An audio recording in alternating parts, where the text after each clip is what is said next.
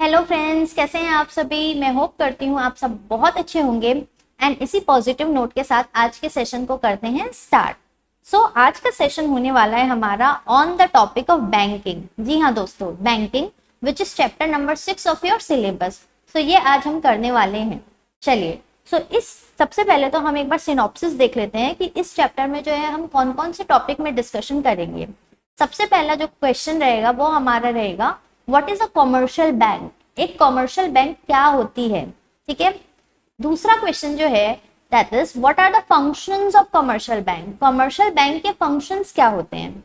तीसरा क्वेश्चन हमारा रहेगा कि ये जो बैंक्स होती है ना, ये मनी क्रिएशन या फिर क्रेडिट क्रिएशन कैसे करती है।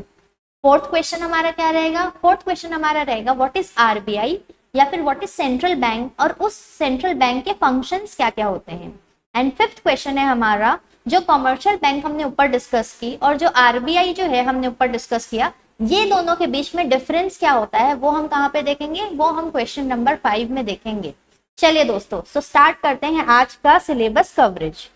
सबसे पहले हम देखते हैं what is a commercial bank. चलिए, बैंक्स तो ऐसा है कि सबने नाम सुना है, हर कोई बैंक जो है जा चुका है एक ना एक बार। चलिए, बैंक्स में जो है जैसे कुछ बैंक्स होते हैं, state bank of India, Punjab national bank, ICICI and भी बहुत सारे बैंक होते हैं, ठीक है। चलिए, जो जो आपको बैंक्स का नाम पता है प्लीज जाके कमेंट सेक्शन में लिखिए, एंड हो सकता है कि हमको भी कोई न्यू बैंक की जो है जानकारी मिल जाए। चलिए, कॉमर्शियल बैंक्स जो है ये क्या करती है, इसका एक काम रहता है, ठीक है। इसका काम ये रहता है कि ये जो है ना लोगों से डिपॉजिट एक्सेप्ट करती है, ठीक है। फॉर एग्जाम्पल, अगर मेरे पास कुछ एक्स्ट्रा पैसा है तो मैं क्या करूंगी, वो पैसे को बैंक में ले जाके जो है रखवा दूंगी वो पैसे को। अब उस पैसे के बदले मेरे को क्या मिलेगा, उस पैसे के बदले मेरे को मिलेगा इंटरेस्ट, ठीक है। जब हम किसी को पैसा देते हैं तो वो हमको उसके बदले क्या देता है, ब्याज देता है। तो सिमिलरली बैंक क्या करती है, पब्लिक से जो है डिपॉजिट एक्सेप्ट करती है एंड उसके बदले क्या देती है, ब्याज देती है। यहाँ से डिपॉजिट एक्सेप्ट किया, यहाँ से बैंक्स ने डिपॉजिट एक्सेप्ट किया एंड उसके बदले क्या दे दिया, अपने कस्टमर को ब्याज दे दिया, इंटरेस्ट पे कर दिया। अब अच्छा जी, ये पैसे को क्या करेगी, क्या खुद रखेगी या फिर कहीं इन्वेस्ट करेगी और दूसरे लोगों को लोन देगी। बच्चों क्या करती है बैंक इस पैसे को जो है बैंक जो है बिजनेस हाउसेस को क्या करती है, लोन के रूप में देती है, ठीक है। बिजनेस हाउसेस को लोन के रूप में देती है एंड उसके बदले जो है बैंक को क्या मिलता है, इंटरेस्ट मिलता है। बैंक क्या करती है, डिपॉजिट एक्सेप्ट करती है एंड उस डिपॉजिट से जो है लोगों को क्या देती है, लोन देती है एंड उसके बदले बैंक को क्या मिलता है, इंटरेस्ट मिलता है। एंड यही इंटरेस्ट का जो डिफरेंस है वही बैंक की क्या होती है, इनकम होती है, ठीक है। फॉर एग्जाम्पल, अगर बैंक मान लीजिए बिजनेसेस को लोन दे रही है, एडवांसेस कर रही है एट द रेट 10%, ठीक है, लोन दे रही है 10% में, एंड जो डिपॉजिट मिल रहा है एग्जाम्पल, उसमें बैंक को जो है इंटरेस्ट पे करना है वो है 7%। ये जो 10% और 7% का डिफरेंस है दैट इज 3%, वही क्या होता है, बैंक की इनकम होती है। वही क्या होता है, बैंक की इनकम होती है एंड इसी को ही क्या बोला जाता है, स्प्रेड। इसी को बोलते हैं स्प्रेड। जो लेंडिंग रेट और जो बोरोइंग रेट के बीच में डिफरेंस है उसी को क्या बोलते हैं, हम स्प्रेड बोलते हैं, ठीक है। यहाँ पे लिखा हुआ है, उसी को हम क्या बोलते हैं, स्प्रेड। चलिए, यहां तक तो क्लियर कि कॉमर्शियल बैंक्स क्या होती है, ठीक है। अब मोर प्रिसाइसली हम देखते हैं कि उस कॉमर्शियल बैंक के फंक्शंस क्या होते हैं। What are the functions of a commercial bank. Commercial bank के जो फंक्शंस है वो दो पार्ट में डिवाइडेड है। पहला पार्ट है प्राइमरी फंक्शन एंड दूसरा पार्ट है सेकेंडरी फंक्शन, ठीक है। चलो, प्राइमरी फंक्शन सबसे पहले हम देखते हैं, फिर जाएंगे हम सेकेंडरी फंक्शन में। प्राइमरी फंक्शन अभी हम जस्ट ऊपर भी देखते हुए आ रहे हैं कि बैंक का मेन काम क्या होता है, बैंक का मेन काम होता है डिपॉजिट को एक्सेप्ट करना एंड उसी डिपॉजिट से आगे लोन प्रोवाइड करना। ये मेन काम होता है बैंक्स का। अब हम नीचे देखेंगे कि बैंक्स जो डिपॉजिट एक्सेप्ट कर रही है वो कितने टाइप के हो सकते हैं, ठीक है दोस्तों। चलो, देखते हैं एक्सेप्टिंग डिपॉजिट में 3 टाइप के डिपॉजिट बैंक एक्सेप्ट करती है। सबसे पहला टाइप है करेंट अकाउंट या फिर डिमांड डिपॉजिट। पहला है करेंट अकाउंट या फिर डिमांड डिपॉजिट, दूसरा है फिक्स्ड डिपॉजिट या फिर time deposit and the third one is saving deposit. 3 type के डिपॉजिट्स जो है बैंक एक्सेप्ट करती है, current account, second is fixed deposit and third is saving deposit. Okay, current account जो है इसको जनरली कौन यूज करता है? इसको जनरली जो है बिजनेसमैन जो रहते हैं ना वो यूज करते हैं। करेंट अकाउंट की सुविधा जनरली कौन यूज करता है? बिजनेसमैन यूज करते हैं। अब जो करेंट अकाउंट मैंने खोला, ठीक है, अब क्या होता है ना, बिजनेसमैन को रेगुलर बेसिस में, डेली बेसिस में लोगों को पेमेंट करना रहता है एंड उनको लोगों से पेमेंट मिलती भी है। तो उसके लिए क्या होता है, करंट अकाउंट की सुविधा दी गई है बैंक के द्वारा। यहाँ पे क्या होता है, आप कभी भी अपने अकाउंट में पैसा डलवा सकते हैं, कभी भी उसको विड्रॉ कर सकते हैं चेक के माध्यम से। तो आप क्या करेंगे, चेक लगाएंगे बैंक में एंड आप अपना पैसा क्या कर सकते हैं, विड्रॉ कर सकते हैं। अच्छा दोस्तों, मेरे को एक चीज बताइए लॉजिकली, क्या ये डिपॉजिट जो रहता है करंट अकाउंट, क्या इसमें इंटरेस्ट मिलना चाहिए क्या? जो भी डिपॉजिट करा रहा है बिजनेसमैन, उसको इंटरेस्ट मिलना चाहिए क्या? उसको इंटरेस्ट नहीं मिलना चाहिए। क्यों नहीं मिलना चाहिए? क्योंकि पैसा आप लंबे ड्यूरेशन के लिए नहीं रखते हैं बैंक में। ऐसा होता है कि जनरली हम रखे पैसा, अभी डिपॉजिट किया, थोड़े टाइम बाद उसको तुरंत निकाल दिया गया। सो यहाँ पे जो है पैसा लंबे टाइम के लिए नहीं रहता है। सो इससे बैंक इस टाइप के डिपॉजिट में कभी भी इंटरेस्ट नहीं देती है, उल्टा आपसे सर्विस चार्ज जो है वो चार्ज करेगी। बैंक एक प्रकार से आपको सर्विस दे रही है कि आप हमारे थ्रू किसी को भी पेमेंट कर सकते हैं या आप हमारे थ्रू किसी की भी पेमेंट एक्सेप्ट कर सकते हैं। सो उल्टा यहाँ पे हमको जो भी कस्टमर्स हैं उनको क्या देना पड़ेगा, सर्विस चार्ज देना पड़ेगा। ओके, तो ये होता है करंट अकाउंट। तो पहला फंक्शन देख रहे हैं एक्सेप्टिंग डिपॉजिट। एक्सेप्टिंग डिपॉजिट में पहली चीज क्या है, करंट अकाउंट। दूसरा क्या है, फिक्स्ड डिपॉजिट। तो बैंक जो है दूसरा टाइप का डिपॉजिट लेती है, that is known as fixed deposit. ठीक है, इसके बारे में सब लोगों ने सुना होगा, मूवीज में भी बहुत देखा है। किसी को अचानक से बहुत गरीबी आ गई तो वो बोलता है काम करता हूँ मैं अपना एफडी तोड़ देता हूँ। ठीक है, सो ये एफडी वाला कंसेप्ट क्या होता है, यहाँ पे ना हमको जो हमारा अमाउंट रहता है, जो हमारा पैसा रहता है, वो बैंक के पास थोड़े लंबे टाइम के लिए लॉक करना पड़ता है, तब जाके जो है बैंक हमको अच्छा रेट से जो है क्या देगी, इंटरेस्ट देगी। सो एफडी में आपको अच्छे रेट से इंटरेस्ट मिलेगा, बट प्रॉब्लम यह है कि आप जब चाहे अमाउंट को विड्रॉ नहीं करा सकते। अगर आपने अमाउंट को विड्रॉ किया तो आपको बहुत कम जो है क्या मिलेगा, ब्याज मिलेगा, एंड इसमें जो है पेनल्टी भी लग जाती है अगर आपने अर्ली विड्रॉल किया तो। ठीक है, सो दूसरा डिपॉजिट फिक्स्ड डिपॉजिट। तीसरा डिपॉजिट जो है दैट इज सेविंग डिपॉजिट। ठीक है, तो सेविंग डिपॉजिट जो है ये fixed deposit and current deposit के कहीं पे बीच में है। इसमें आपको ब्याज तो मिलता है बट उस रेट से नहीं मिलता जितना आपको फिक्स्ड डिपॉजिट में मिलता है। ठीक है, सो तीन टाइप के डिपॉजिट जो बैंक एक्सेप्ट करती है वो है करंट अकाउंट डिपॉजिट, दूसरा कौन सा है, फिक्स्ड डिपॉजिट, एंड तीसरा कौन सा है, सेविंग डिपॉजिट। अच्छा जी, सो ये डिपॉजिट को बैंक क्या करती है, इसको, इस डिपॉजिट के पैसे से ही तो बैंक जो है लोन एडवांस करती है। तो लोन कितने टाइप का देती है, बैंक्स जो है बेसिकली तीन टाइप के लोन्स देती है। पहला कौन सा है, कैश क्रेडिट, दूसरा है डिमांड लोन, एंड तीसरा है शॉर्ट टर्म लोन्स। ओके, तो ये जो कैश क्रेडिट बैंक देती है, ठीक है, ये जो कैश क्रेडिट वाला लोन जो है बैंक देती है, ये जनरली बिजनेसेस को देती है, एंड इसलिए देती है ताकि जो बिजनेस है वो अपनी वर्किंग कैपिटल रिक्वायरमेंट को फुलफिल कर सके। ठीक है, बहुत बार ऐसा होता है कि बिजनेस जो है उसके पास उसी पर्टिकुलर टाइम में जो है पैसा नहीं रहता क्रेडिटर्स को पेमेंट करने के लिए या सैलरी को पेमेंट करने के लिए, उस बिजनेसमैन का पैसा कहीं अटका हुआ है, तो हो सकता है उसके पास करेंटली पैसा ना हो, तो वो कौन सी सुविधा ले सकता है बैंक से, कैश क्रेडिट की सुविधा ले सकता है। ठीक है, अच्छा, तो ये जो है पहला सर्विस जो है बैंक्स जो कस्टमर को दे रही है in the form of advancing of loan, that is cash credit.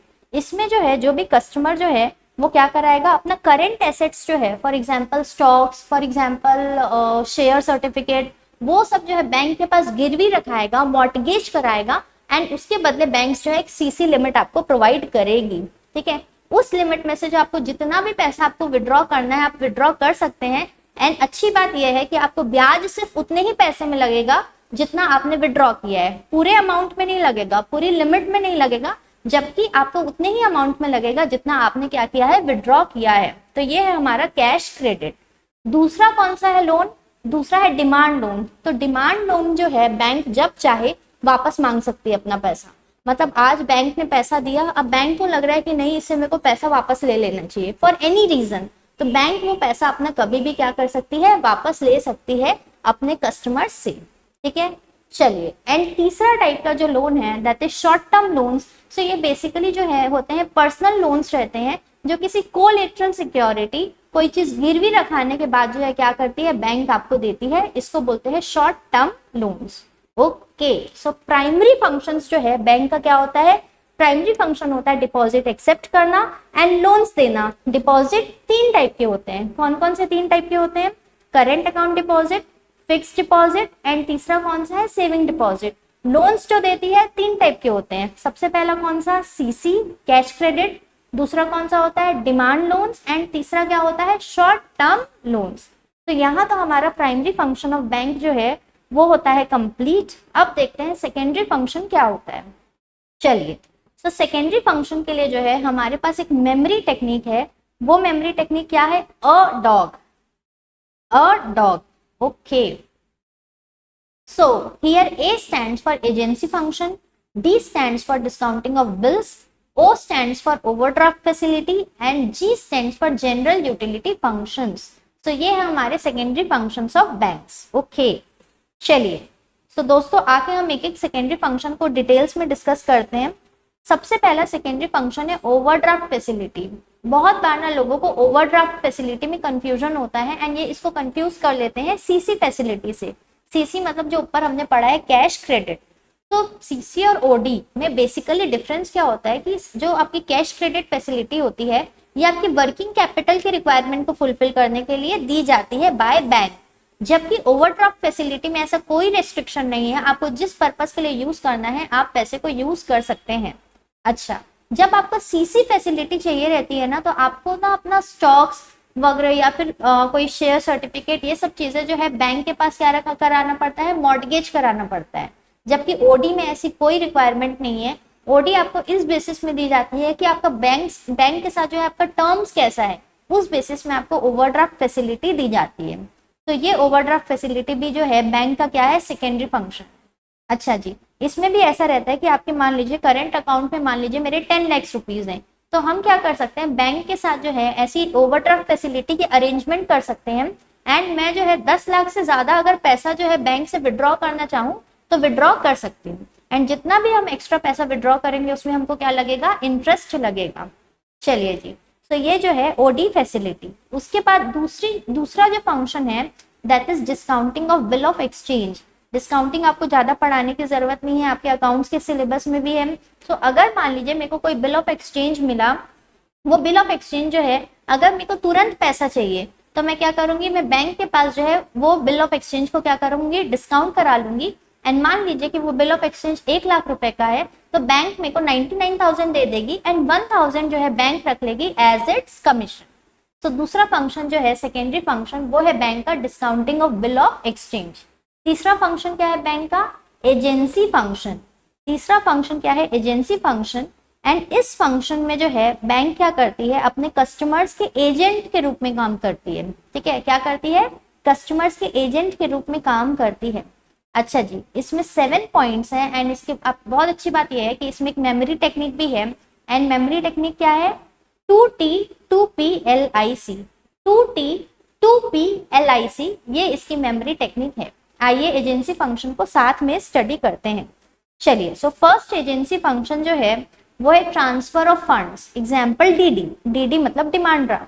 तो बैंक क्या करती है? हमारे बिहाफ में, कस्टमर्स के बिहाफ में जो है एक जगह से दूसरे जगह फंड ट्रांसफर करती है। तो ये बैंक का क्या हुआ? हमारे एजेंट के रूप में ही तो काम करी ना। हम उसको बोल रहे हैं कि बैंक एक काम कर, ये फंड यहाँ से यहाँ ट्रांसफर कर दे, तो बैंक वो हमारे लिए करती है। सो पहला फंक्शन जो है that is transfer of funds. अच्छा जी, दूसरा फंक्शन है collection and payment of various items. बहुत बार ऐसा होता है कि जैसे मान लीजिए कि मैं जैसे स्टॉक मार्केट में इन्वेस्ट करती हूँ, तो जो डिविडेंड मेरे को रिसीव होने वाला है ना, जो भी मेरी इन्वेस्टेड कंपनीज है उससे डिविडेंड रिसीव जो होने वाला है, तो बैंक क्या करती है? वो डिविडेंड को ऑटोमेटिकली क्या कर देगी? कलेक्ट कर देगी। मैं अपने बैंक को डायरेक्शन दे चुकी हूँ कि जो भी डिविडेंड आएगा आप क्या करना? कलेक्ट कर लेना। तो यहाँ पे बैंक जो है कस्टमर्स के एजेंट के रूप में डिविडेंड का कलेक्शन करती है। बैंक्स बहुत बार कस्टमर्स के बिहाफ में पेमेंट भी करती है, जैसे कि इंश्योरेंस प्रीमियम। अब बहुत बार ऐसा होता है कि हम अपने बिजी शेड्यूल में जो है जहाँ का भी प्रीमियम पे करना है, कुछ हमने SIP करा के रखी है तो उसका अमाउंट जो है वो पे करना है, हम भूल जाते हैं। सो बैंक को हम डायरेक्शन दे दें कि भाई हर महीने जो है आप अपने आप क्या करना? मेरे अकाउंट से पैसा निकाल के जो है इंश्योरेंस का जो है पैसा क्या कर देना? पे कर देना। तो बैंक एज एन एजेंट हमारे बिहाफ में जो है कलेक्शन भी करती है, हमारे बिहाफ में पेमेंट भी करती है। तीसरा एजेंसी फंक्शन क्या है बैंक का? Purchase and sale of foreign exchange. So banks जो है क्या करती है, अपने कस्टमर से जो है फॉरेन एक्सचेंज खरीदती भी है। मान लीजिए कि मेरा बहुत मन हुआ कि चलो दुबई घूम के आते हैं, तो दुबई में इंडियन करेंसी तो चलती नहीं, सो हमको क्या करना पड़ेगा, दुबई की करेंसी जो है बैंक से जाके परचेज करना पड़ेगा। अब मैंने बहुत सारी एक्स्ट्रा करेंसी परचेज कर ली, अब जो एक्स्ट्रा करेंसी परचेज कर ली उसको वापस से एक्सचेंज करके मेरे को रुपीज चाहिए, तो बैंक क्या करेगी, वो करेंसी में से वापस परचेज कर लेगी एंड मेरे को क्या दे देगी, उसके बदले रुपीज दे देगी। तो ये भी बैंक का एक काम होता है कि purchase and sale of foreign exchange. अच्छा जी, फोर्थ एजेंसी फंक्शन क्या है बैंक का, purchase and sale of security. So bank क्या करती है, अपने कस्टमर्स के बिहाफ में जो है शेयर्स वगैरह भी खरीदती है एंड हमने उसको डायरेक्शन दिया कि ये अगर शेयर का प्राइस इतना होगा तो आप हमारे बिहाफ में खरीद लेना। बैंक ने खरीद लिया, हमने डायरेक्शन दिया कि शेयर का प्राइस अगर ऊपर गया इस लिमिट के बाद तो आप बेच देना। तो बैंक जो है अपने कस्टमर्स के बिहाफ में शेयर्स खरीदती भी है और शेयर बेचती भी है। चलिए, बहुत बार जो है बैंक जो है अपने कस्टमर्स को इनकम टैक्स कंसल्टेंसी भी प्रोवाइड करती है। क्या प्रोवाइड करती है दोस्तों, income tax consultancy. For example आपको बोलेगी कि आप ना इंश्योरेंस अगर ले रहे हैं अपने पेरेंट्स के नाम पे, ठीक है, तो हो सकता है उन पेरेंट्स के नाम पे आप इंश्योरेंस लेंगे तो आपको 80D का डिडक्शन मिल जाए। तो इस टाइप की इनकम टैक्स कंसल्टेंसी भी जो है बैंक प्रोवाइड करती है। चलिए, फिर उसके बाद जो है trustee and executor of will. Okay, trustee and executor of will, ये क्या होता है, बहुत बार ऐसा होता है कि भैया आपने इंडियन फैमिली में तो बहुत ज्यादा देखा होगा कि जो प्रॉपर्टी को लेके जो है झगड़े होते रहते हैं। तो एक वाइस इंसान को क्या करना चाहिए, एक विल बनाना चाहिए एंड उस विल को बना के वो बैंक में डिपॉजिट करवा सकता है कि भैया ये मेरी इच्छा है, मेरे मरने के बाद मेरी प्रॉपर्टी को यहाँ पे यूज किया जाए। सो विल बैंक में डिपॉजिट करा सकता है एंड बैंक का जो है काम है कि वो विल को क्या करे, एग्जीक्यूट करे। चलिए, सो ये एक एजेंसी फंक्शन जो है बैंक का होता है। आई होप मेरे को सीरियसली लगता है कि ये सब बातें जो है आप फर्स्ट टाइम सुन रहे होंगे कि बैंक जो है विल भी एग्जीक्यूट करती है या फिर इनकम टैक्स कंसल्टेंसी प्रोवाइड करती है। चलिए, लास्ट एजेंसी फंक्शन जो है बैंक का है वो है लेटर ऑफ रेफरेंस। वो है लेटर ऑफ रेफरेंस। सो यहाँ पे ना देखो, बैंक के पास जो है वेराइटी ऑफ कस्टमर्स जाते हैं, तो बैंक को ना ऑटोमेटिकली आइडिया हो जाता है कि ये वाला जो बिजनेस है ये अच्छे से ग्रो कर रहा है या ये बिजनेस कुछ अच्छे से ग्रो नहीं कर रहा, या कौन सी इंडस्ट्री बहुत अच्छा वर्क कर रही है, वो सब आइडिया हो जाता है। सो ये सबसे रिलेटेड जो इन्फॉर्मेशन जो है बैंक्स जो है प्रोवाइड करती है, बहुत बार गवर्नमेंट को प्रोवाइड करती है, बहुत बार अपने कस्टमर्स को प्रोवाइड करती है। इसको बोलते हैं लेटर ऑफ रेफरेंस, जहाँ पे जो है बैंक क्या करती है, किसी भी कस्टमर की इकोनॉमिक पोजीशन क्या है, उसका बिजनेस कैसा चल रहा है, वो सब की इंफॉर्मेशन प्रोवाइड करती है। चलिए, सो हमने देखा एजेंसी फंक्शन, 7 एजेंसी फंक्शन है with the memory technique of 2T 2P LIC।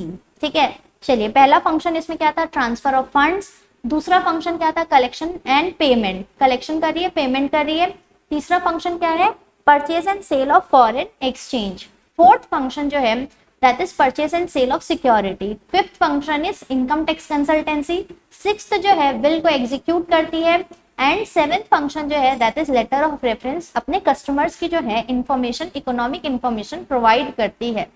चलिए, तो 3 फंक्शंस तो हमने देख लिए। पहला फंक्शन हमने देखा था, हमारा था, फर्स्ट फंक्शन था ओवरड्राफ्ट फैसिलिटी, दूसरा था डिस्काउंटिंग ऑफ बिल, तीसरा है agency function and fourth function जो है that is general utility function. Fourth है हमारा जनरल यूटिलिटी फंक्शन। सो जनरल यूटिलिटी फंक्शन ये भी बहुत कॉमन चीजें हैं, जैसे कि लॉकर फैसिलिटी। इस बारे में तो सबको पता होगा कि लॉकर फैसिलिटी क्या होती है, हर किसी के घर की ज्वेलरी जो है लॉकर में रहती है। सो लॉकर फैसिलिटी पहला फंक्शन। दूसरा फंक्शन है ट्रेवलर्स चेक। ये जनरली पुराने जमाने में ज्यादा यूज होता था, क्योंकि पुराने जमाने में जो है अगर हम कहीं दूर जा रहे हैं तो वहां पे कैश कैरी करना थोड़ा रिस्की रहता था, क्योंकि पहले लूटपाट जो है बहुत ज्यादा होती थी। तो तब जो है बैंक से हम क्या इशू करवा लेते थे, ट्रेवलर्स चेक इशू करवा लेते थे। तो बैंक हमको ट्रेवलर चेक देगा, हमको करेंसी ले जाने की जरूरत नहीं है एंड उसी ट्रेवलर चेक के थ्रू जो है हम क्या कर सकते हैं, पेमेंट कर सकते थे किसी दूसरी जगह पे। सो ये होता है ट्रेवलर्स चेक। ओके, तीसरा जो फंक्शन है वो है लेटर ऑफ क्रेडिट। तीसरा फंक्शन है letter of credit. Letter of credit को हम एक बार समझते हैं क्या होता है। लेटर ऑफ क्रेडिट में ना ये होता है, मान लीजिए कि मैं तो इंडिया की ही हूँ, ठीक है, मैं इंडिया की हूँ एंड मेरे को यूएस में जो है, मान लीजिए कि मेरे को एक्सपोर्ट करना है, ठीक है, यूएस में एक्सपोर्ट करना है शर्ट्स, मेरे को यूएस में शर्ट्स बना के एक्सपोर्ट करना है। अब क्या है, ना यूएस वाले को मेरे ऊपर भरोसा, ना मेरे को यूएस वाले के ऊपर भरोसा। तो पहले यूएस वाला चाहता है कि मैं उसको क्या करूं, माल सप्लाई करूं, मैं उसको शर्ट सप्लाई करूं, और मैं क्या चाहती हूँ कि पहले मेरे को पेमेंट मिल जाए ताकि मेरी पेमेंट सिक्योर हो जाए। ऐसा ना हो कि वो शर्ट्स लेके बाद में पेमेंट ना करे, तो दोनों को रिस्क है। तो हम क्या करेंगे, अपने अपने बैंक्स को इंट्रोड्यूस कर लेंगे, ठीक है। जैसे मान लीजिए कि मैंने इंट्रोड्यूस किया एसबीआई, ठीक है, एंड यूएस ने जो है अपनी बैंक को इंट्रोड्यूस किया बैंक ऑफ अमेरिका, अपनी बैंक को इंट्रोड्यूस किया बैंक ऑफ अमेरिका। अब क्या होगा ना, यहाँ पे जो बैंक ऑफ अमेरिका है, ठीक है, वो एक लेटर ऑफ क्रेडिट इशू करेगी in the name of SBI. यहाँ पे बोलेगी कि भैया अगर जो है मेरा कस्टमर, मतलब ये जो यूएस का जो मेरा क्लाइंट है, अगर ये पेमेंट नहीं किया तो मैं पेमेंट करके दूंगा, ठीक है। अगर यूएस का क्लाइंट पेमेंट नहीं किया तो बैंक ऑफ अमेरिका बोलती है कि मैं पेमेंट करके दूंगा। देखो एज हम दोनों, जैसे मैं यहाँ पे हूँ श्यामा, एंड यहाँ पे कोई पर्सन है, मे भी चलिए नीता, ठीक है, तो हम दोनों एक दूसरे को नहीं जानते, बट हमारी बैंक्स एक दूसरे को जानती है। सो हमारी बैंक्स जो है आपस में अरेंजमेंट कर लेगी, जो उनकी बैंक है वो गारंटी देगी मेरी बैंक को कि अगर पेमेंट नहीं हुआ क्लाइंट के द्वारा, नीता के द्वारा, तो बैंक ऑफ अमेरिका पे कर देगी। तो इसको बोलते हैं लेटर ऑफ क्रेडिट। तो यहाँ पे जो है, जो भी हमारा एक्सपोर्ट इम्पोर्ट होता है उसमें लेटर ऑफ क्रेडिट बहुत यूज होता है। एंड यहाँ पे जो है अपने मन में जो है एक सेटिस्फेक्शन आ जाता है कि नहीं भाई, मेरा पेमेंट जो है कहीं से डूबने वाला नहीं है, ठीक है। चलिए, सो ये बहुत इंपॉर्टेंट फंक्शन होता है बैंक का ड्यूरिंग इंपोर्ट एंड एक्सपोर्ट। उसके बाद है under writing securities. Under writing securities क्या होता है, जब कोई कंपनी नया नया जो है आईपीओ लेके आती है, इनिशियल पब्लिक ऑफर लेके आती है, तो उस ऑफर को जो है, उस ऑफर के ऊपर लोगों का भरोसा तब होता है जब कोई एक बैंक क्या करेगी, उसकी सिक्योरिटीज को अंडर राइट करेगी। इसका मतलब है कि बैंक जो है गारंटी देगी कि 90% सिक्योरिटी, एग्जाम्पल मैं खरीदूंगी अगर किसी ने नहीं खरीदा तो, ठीक है। तो इसको बोलते हैं अंडर राइटिंग, जहां बैंक अंडरटेकिंग देती है कि अगर आईपीओ में जो है किसी ने नहीं परचेज किया शेयर, तो बैंक बोलती है मैं बैठी हूँ शेयर्स खरीदने के लिए उस पर्टिकुलर कंपनी के। इसके बदले जो है बैंक को क्या मिलता है, कमीशन मिलता है। चलिए, लास्ट जो है जनरल यूटिलिटी फंक्शन में है वो है collection of statistics. Collection of statistics में क्या होता है, बैंक जो है अपने अलग अलग कस्टमर्स के बेसिस में जो है ऑब्जर्व करते हैं कि किस इंडस्ट्री की ग्रोथ कितनी है, कहाँ पे ज्यादा पे स्कोप दिखने वाला है, या फ्यूचर में कौन सा बिजनेस ज्यादा चलेगा। वो क्या करती है, अलग अलग कस्टमर्स की डिटेल के थ्रू जो है एक नोट पब्लिश करती है, या फिर एक बोल सकते हैं एक अपना एक स्टैटिस्टिक्स बनाती है, कलेक्शन करती है, जिसके थ्रू हम ये बोल सकते हैं कि भैया आगे जो है सतर्क रहो कि ये बिजनेस अच्छे से चलने वाला है, ये बिजनेस अच्छे से नहीं चलने वाला। सो ये काम भी जो है जनरल यूटिलिटी फंक्शन में आता है। चलिए, सो हमने बैंक का जो है सेकेंडरी फंक्शन देखा।